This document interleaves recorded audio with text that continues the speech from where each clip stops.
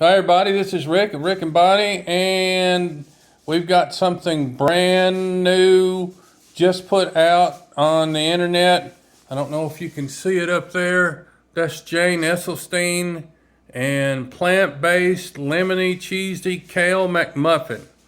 Plant-based lemony cheesy kale McMuffin is the first one. That's the latest one that she's come out with, the two of them. And we made it.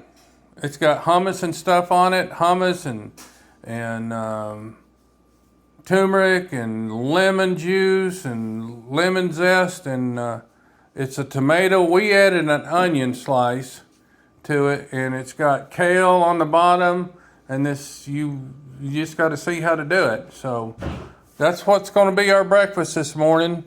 The Jane Esselstyn plant-based lemony